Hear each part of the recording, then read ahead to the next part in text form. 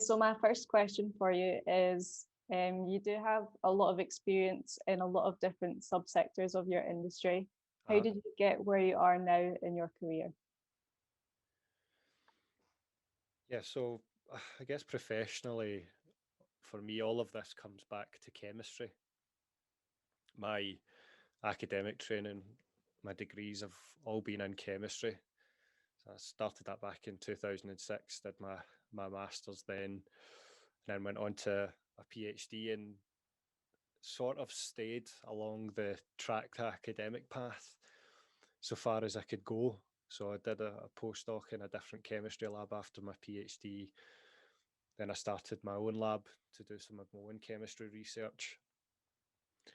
And at every point along the way, there were different chemical problems, but one of the main threads, no matter what the chemistry was, it didn't matter what pills and potions we were trying to make. One of the things that always came up was how to do things safely. That was sort of part and parcel of the job.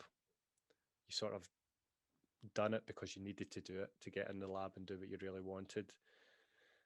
But the larger rumbling underneath that theme really was a lot of the stuff that you would see in the chemistry news to do with safety, and those being, accidents in labs, much bigger accidents with more people involved on manufacturing sites. A lot of it happening seemingly all of the time. There's no shortage of awareness that safety is a big deal in chemistry. Because a lot of things can catch fire, a lot of things can explode, a lot of things can send you to sleep very quickly. But still, there's something going on. There's challenges there that make these things happen. And I was always very, very curious about that. Just thinking, why is there this seeming disconnect between a community that knows that things are very, very dangerous all the time in this field, but still these things seem to happen. So there was just a sense there, a feeling, a suspicion, I guess, that there was not the full story being told, or more positively, I just simply didn't understand all the things at that time that were really involved in safety, and why, despite seemingly high levels of awareness that all these things can go wrong. So at the time of doing anything in safety, this is a long way to say that it wasn't always the case that I was ever going to do anything proactive or anything company based or anything like that at all. It was just simply that curiosity of, why are these two things in existence, that you have the awareness plus a lot of things going wrong nonetheless. So, in terms of your question of having some experience in different fields, the first thing was actually to think about how do you how do you go from something being just a curiosity to something that you can actually do something about? How do you move away from just tweeting how bad a particular event is and actually thinking about how you stop stuff like that happening in the future? So it wasn't easy to get going at all. It's especially when you're going down an academic track, there is increasing incentive and pressure to very, very much hyper specialize in one thing. And the sort of stuff that I'd been doing in my training and the sort of science that my team was doing when I started independently wasn't really in any way safety focused at all. It was focused very much on the hardcore fundamental science, and the safety was sort of just the thing that you did to get going on the really interesting stuff.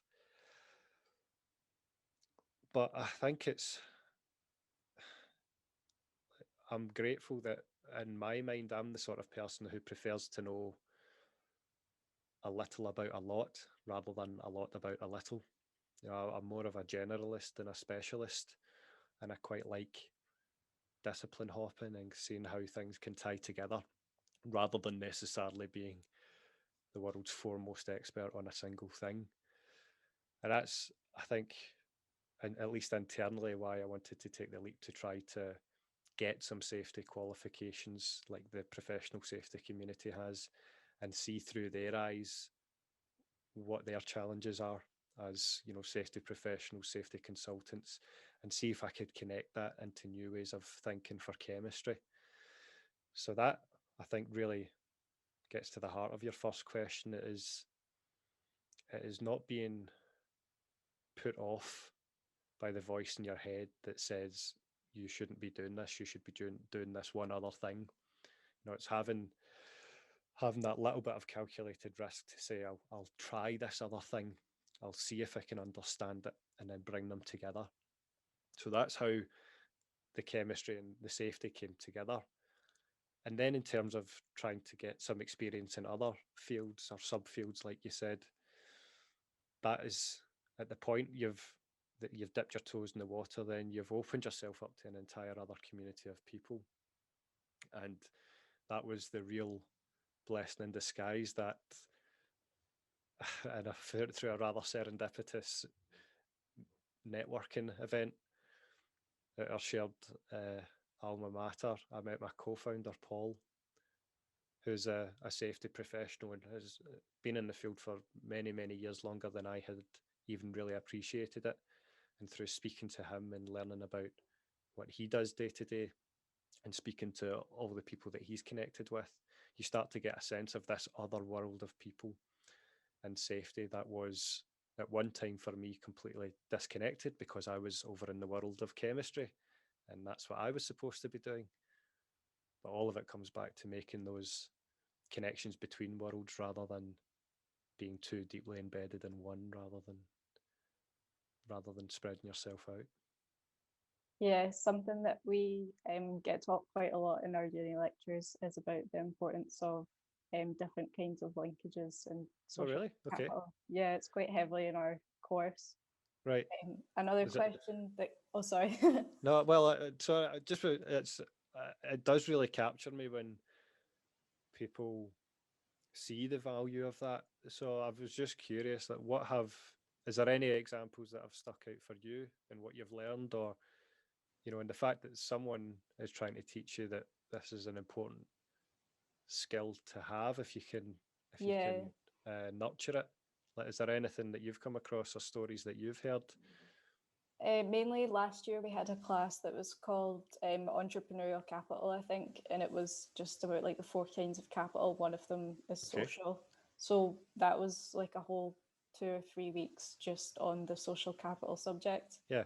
So it was kind of just stressing the importance of making like close ties and weak ties, and just the kind of theory surrounding how if you have more social links, then you're more likely to just be successful and have access to more resources. Yeah, that's an interesting add-on, I think, because that's clearly, you know, if you know more people, you can find a path towards a particular goal. I guess the side I was coming at that ties into what you've just said is the more people you can expose yourself to, the more you can absorb their points of view, their ideas, their own perspective on problems, and even see solutions to their problems that they didn't know exist, and perhaps vice versa. You know, there might be a problem already solved in one field that could really help out other people in another field who don't even know that anyone is ever working on that problem. You Yeah, know, that's the thing that I find really cool about this. And you see that a lot in, um, like if you see interview profiles or journalistic profiles of people who have, in the eyes of society, done well, one of the things that really strikes me is that the problem that they have solved hasn't come from thinking the way that people in their field normally think. It's by playing elsewhere and seeing, and therefore being able to make connections that to them through that play seems obvious, that to no one else working more traditionally could possibly see. Now, I'm not saying that is the case for me, but I'm saying that's the sort of thing that inspires me. And I think it's not necessarily something that has to be endowed on a special few. I think it's a way that you can train yourself to be. That's what I find most inspiring about all of that. Yeah, I think it is really interesting how different practices can just be transformed into a different industry so easily, as long as you like take the time to consider that it could be used. Absolutely. So on the next topic, I would like to ask you, obviously social ties are an important part of entrepreneurship for you. Do you think there's any kind of pattern or formula that goes towards becoming a successful entrepreneur? Wow. Yeah. The question you've asked there's probably got 1,000 books written behind it. And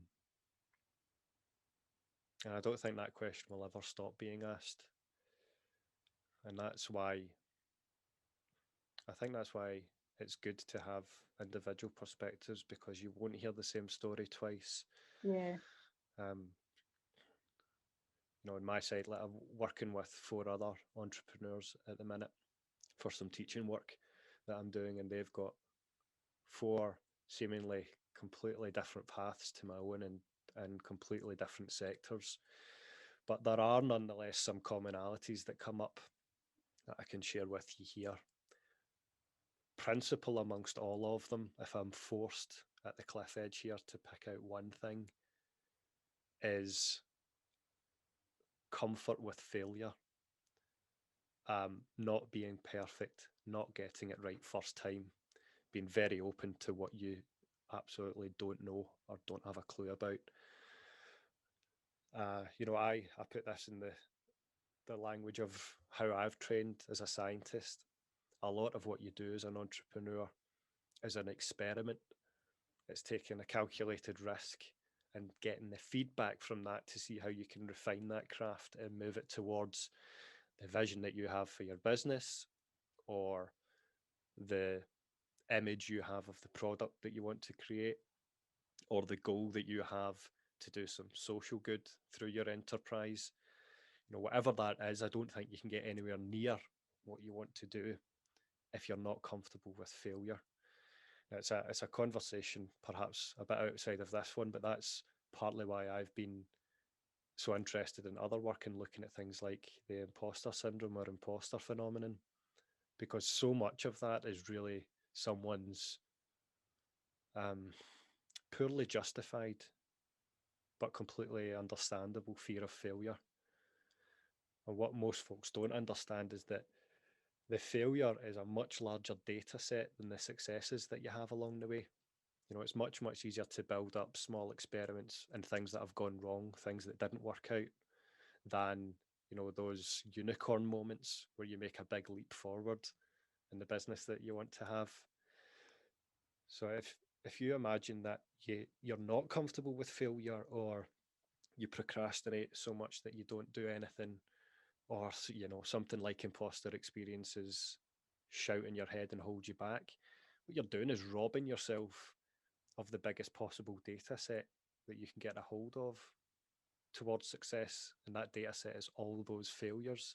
If you don't do any of them, you don't have any failures, you don't have any data to work from, you don't have any feedback with which to genuinely get yourself to the next step. So, if I think about some of the stuff that I've done along the way, so I keep saying that I've trained as an academic, so moving into the business space was never an easy thing for me.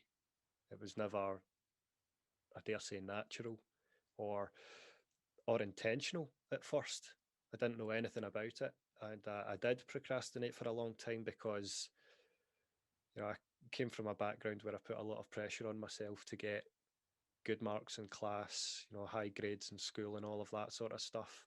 And so even the prospect of not doing well or not being the best at something really shook me. But to do anything up until this point, to even be at the point where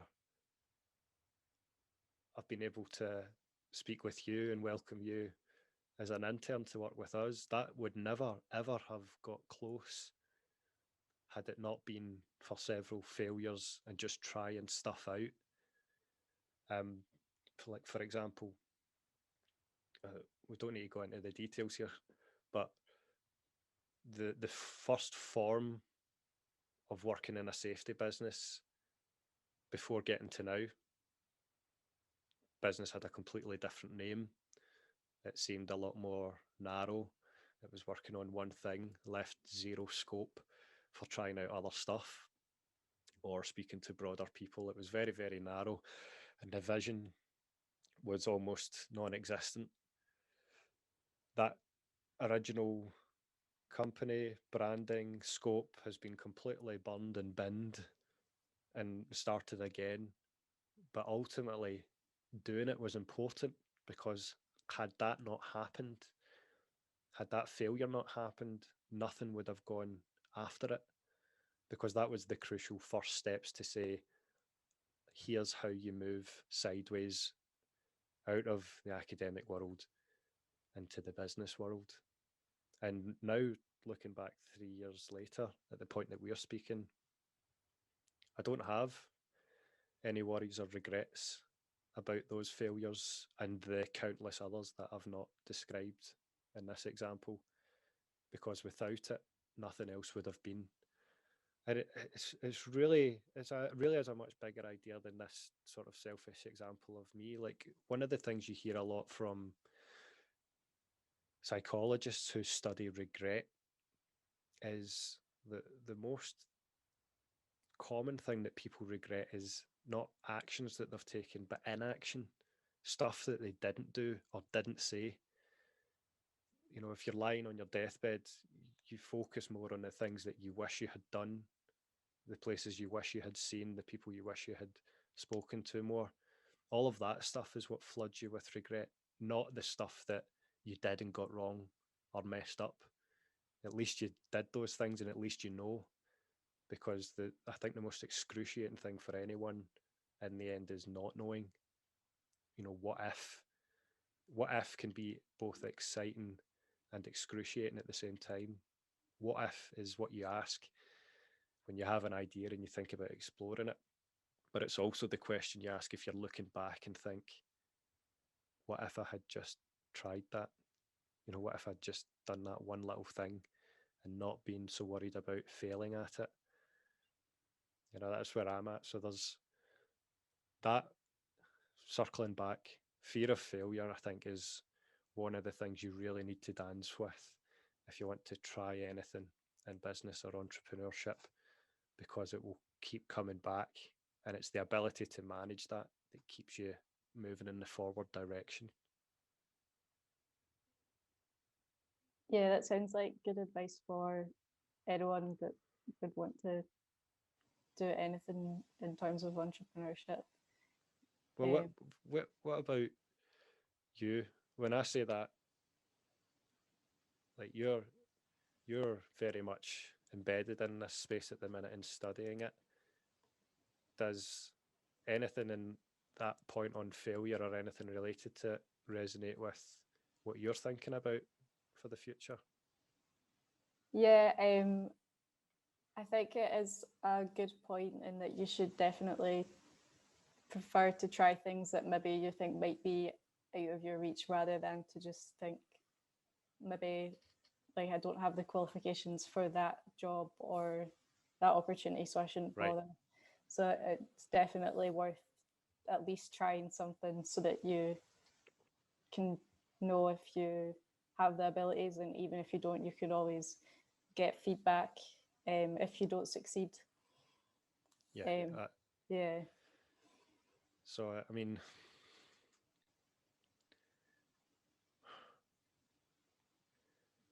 it sounds like we agree with each other, but I'm also thinking, I mean, like, what are you thinking now is your next step?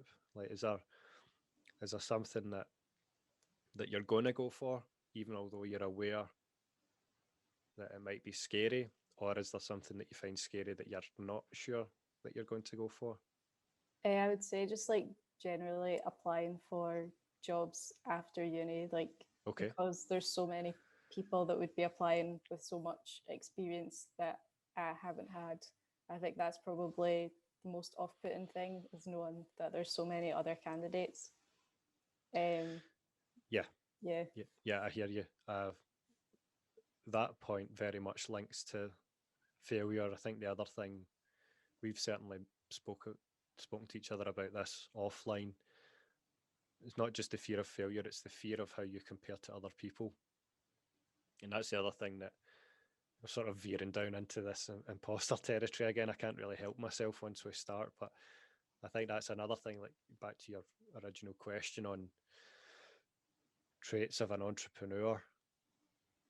It's also being comfortable with realizing that you're always going to compare yourself to other people, but also reconciling the fact that you have to put those blinkers on in order to achieve what you want to achieve. It can't always be about chasing competition. If it's about chasing competition, you'll never do anything original or innovative, because you'll always just be trying to keep up with the Joneses and being second best to someone who's already been there and done it. That's another really important point that you've hit on there. Yeah. On that point as well, in terms of being a competitor within any industry, how would you say that you gain a loyal customer base, and how do you portray your value to the customer compared to competitors? Like, how would you make your customers feel more personally attached to you than other competitors?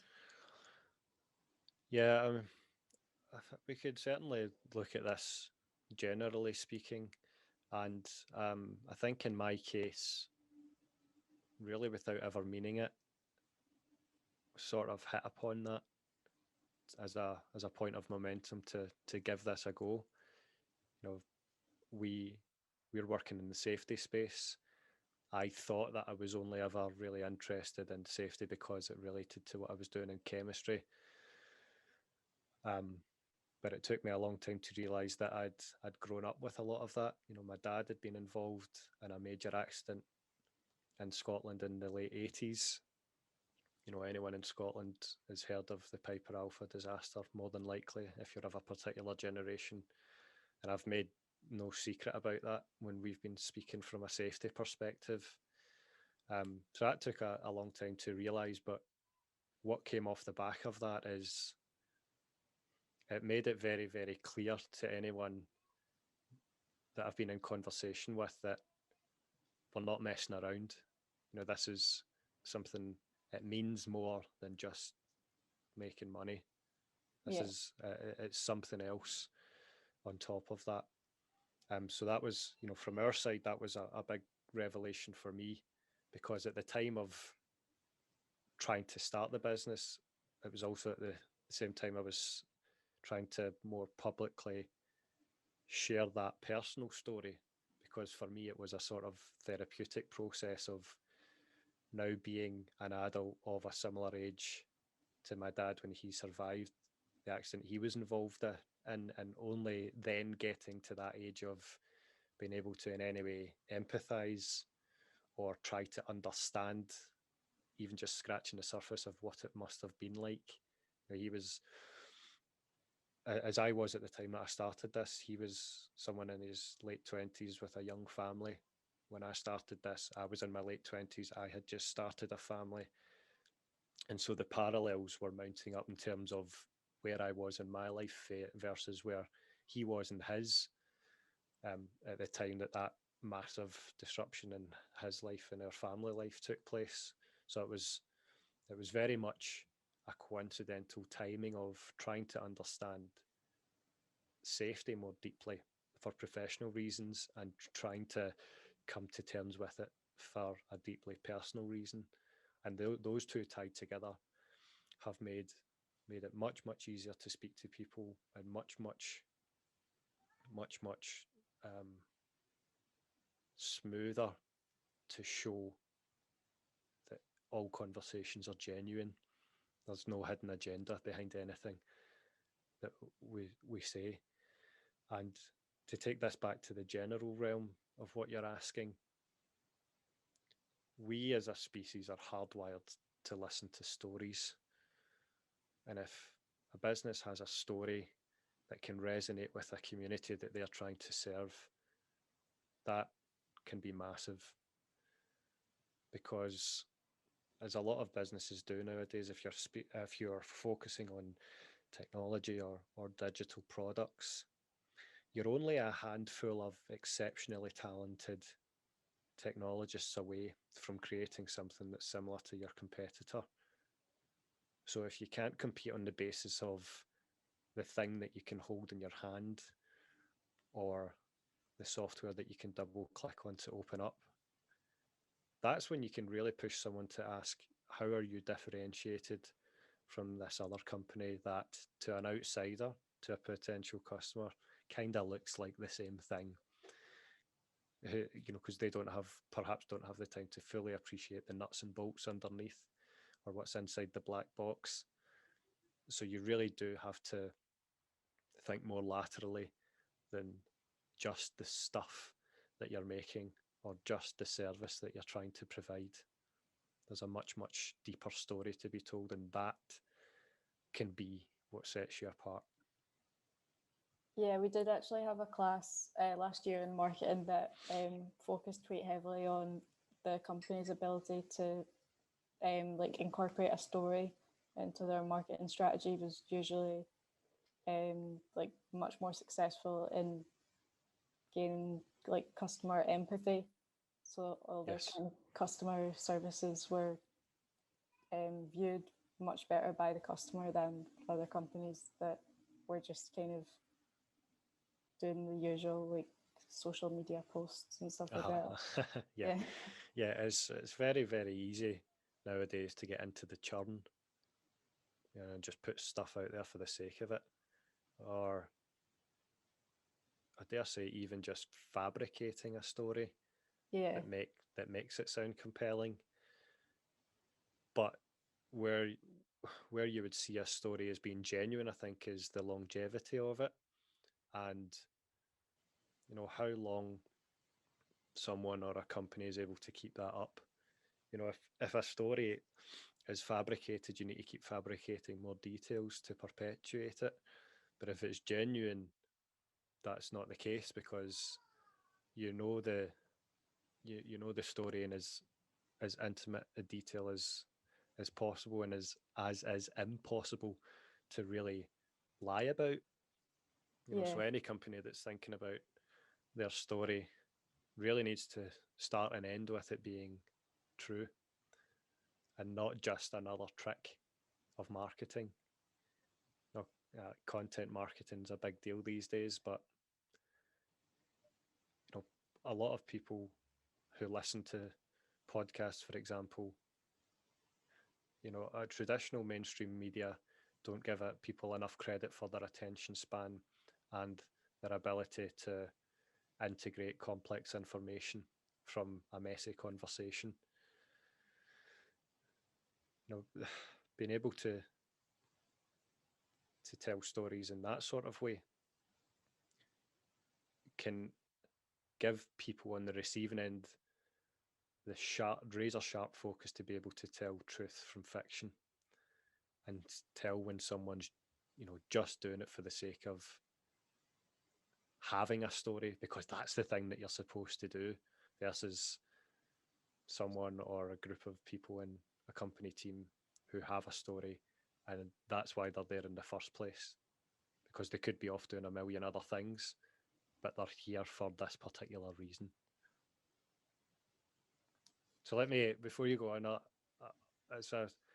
I'm always interested to hear, we haven't really spoken this much detail about some of the things that you've learned in the past, and it's interesting to hear that you've come across that sort of concept of storytelling. But, from your own interest, is there a company or a story that stays with you in any particular way? Is there something that you think, that's a good example of that, or something that genuinely stuck with you emotionally? I would say more, I was thinking of the fabricated ones. That was the ones that kind of stuck in my head just because Oh, that's really? what Okay. we learned about. Yeah. Uh-huh. So the examples we were given while we were doing the course were things like BT, how they always have like the adverts that go across like 2 years. Yes. Do you know what I mean? Yeah. Yes, yeah, yeah. Like the sort of modern integrated family and Yeah, exactly. yeah, Yeah. I remember those. Yeah. And I Okay. think another big example they gave us was the meerkats. Yes. So that was like what came into my head initially. But obviously, like you said, everybody knows that isn't a genuine story. So even though people are engaged with it, it's probably not as effective as like a genuine story that would engage the customers. Those are really good examples. I hadn't thought about it in that way, yeah, because it's very easy, I think, especially in the way that I've put it, to come across exceedingly negative about the fabricated stuff. But you know, the likes of the Meerkat campaign, you can see tremendous value in that, and indeed bonus products being made off the back of that story. Yeah, exactly. The thing that sort of sets it apart as a fabrication, I think the word fabrication is what has the most negative connotation here, but the illustrative way to put that is that you have no problem seeing that that company could ditch that campaign at any point and come up with something entirely new. Yeah, exactly. That's a point of showing the difference between, you know, a genuine story that comes from the people who started a company or why a team of people got together to start a company, versus, you know, a story that's there just as part of a sort of content marketing campaign. The true stories will always be. The true stories can't go away because Yeah. there's no possibility for that. But the other stuff, as clever and impactful as it is, can change in a heartbeat. Yeah, so definitely the more personal stories are better for probably like encouraging customer loyalty, or even just like being able to portray the value easier to the customer because they know 100%. there's like a Yes. personal attachment. I've only had one more question, but it was a bit more Okay. general. So you obviously have a busy schedule. Being an entrepreneur, you've taken on a lot of different roles, which is something that we get told about a lot at uni, about how being an entrepreneurship graduate, you'll probably take on a lot of different roles at once. Yeah. How do you manage your multiple time commitments at once, and what do you think is the best thing for recent graduates to invest their time in? There's two big questions there. On how I manage my own time on multiple commitments, the short answer to begin with is not always well. To put it in full context, I still have an academic post, teaching, research. More importantly, personally, I've got a wife, a young family who need my time, who I want to give my time to. I've got some writing projects in the background that I've been trying to release for a few years, but that's been slow for all these commitments. And then trying to spearhead the beginnings of my own safety company. One thing I've really learned is not investing too much praise in multitasking. I think that gets put up on a pedestal and it should be knocked down. We are, again, as much as we're hardwired for stories, we are serial taskers rather than multitaskers. It's been a very, especially for, as I mentioned earlier, about, you know, being someone more of the mindset of liking to dance around various disciplines and sort of thinking in that rather messy and hopefully creative way. It's a very easy way to distract yourself as well. And so if you've got multiple tasks, multiple fronts on which you're trying to push forward, that can also be a distraction in its own right. And one thing I've had to really, really try hard to train myself to get better at, and hopefully I am, is going for one thing at a time and just battering down the door of that one thing for as long and as hard as I can to push that forward, and be very, very clear about what's the priority, what's the thing that's in my crosshairs to target right now, and what's the things that can sit in the background for now while I get this other thing pushed forward. So that appreciation of doing one thing well and not trying to do a million things at once is exceptionally important. And I've been horrible at it in the past. Others who I notice have managed to push ahead, like say academically, as an example, it's, noticing that deficiency in myself has made me notice in some other people that they are very much targeting one single thing and they can push for that and they don't get distracted easily. So it's trying to have and foster that level of self-awareness for me, that I can see where my current habits and traits are pulling me down, and try, just like any other skill, to foster a change in habit where I look at one thing rather than another. You had a second bigger part to that question that I've forgotten about. What do you think is the best thing for recent graduates to invest their time in?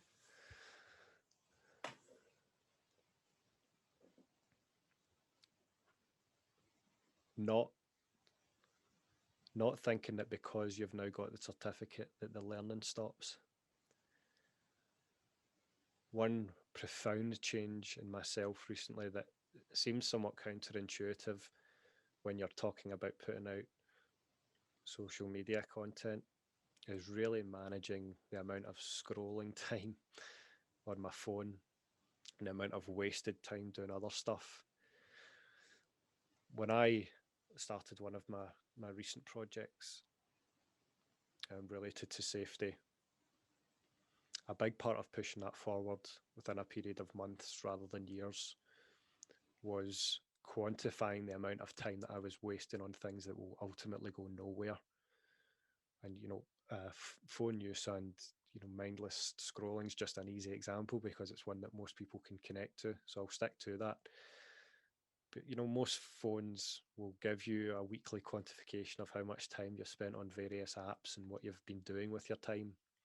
And so I put myself through the pain of looking at that amount of hourly time per day, timesing it by a week, multiplying it by a month, adding that up for a year's worth of time. And when you do that, this sounds extreme, but my God, it is quite disgusting sometimes when you look at how much time you've let just fritter away on stuff that has no return. And once you see that, it becomes so much easier to see that you've got time to invest in yourself and to learn more and to upskill, because there's things that you might not be quantifying that you can cash in and to reinvest your time differently than perhaps what your current habits are allowing you to do. And that's one of the things as well that's helped me maintain this more generalist view that I'm interested in rather than being a specialist. It's understanding in some cases just how easy it can be to get 80% of the benefits by opening up time to get 20% of the knowledge. 20%, it's like the 80-20 principle. You put 20% of the effort in to get 80% of the gains. Another way of saying what I've just said is that with things like mindless scrolling or just being distracted by other stuff, people aren't finding that 20% to invest in the first place. So as recent graduates, if you think you're trying to set yourself apart, or there's a business you want to start but you need a certain bit of know-how and even just to walk through the door, don't just think I need to find the time to do it. Make the time, because there is time there to be rescheduled into something far more productive, such as learning a new skill, than it is having the fear of missing out because, you know, you didn't subtweet that day on something that someone was saying. You know, that's stuff that ultimately doesn't mean much, but you can convert that into something that is exceptionally meaningful for you in a much, much longer period of time. I'll give you one example just to close that off. Back in 2015, right, so we're in 2020 now, 5 years ago, I got the notion to learn programming. As a chemist, I'd never come across it in undergrad. Hadn't done it in my PhD. Didn't necessarily need it for my postdoctoral position, which I was in at the time, that 5 years ago. But just playing with coding 101, you know, trying a few things out 5 years ago has got me to the position in 2020 where I'm now at the outset of having a very competitive academic post that I could never have dreamed of if I never did that one simple thing 5 years ago. At the time I did it, I wasn't doing it in order to set out a particular job. I was doing it because I was a little bit interested and thought it might help with a problem at the time. I had a short-term goal 5 years ago, but it's led to unforeseen, very, very long-term gains in directions that my life can take that I could never have dreamt of at the time. And I'm not even sure I'm fully aware of what it can do for me now, 5 years later. So if you're thinking of doing it, thinking of investing that time, or if anyone who is a recent graduate listening to this gets the notion that they want to make that time, understand that there are long-term gains to doing that you might not even see.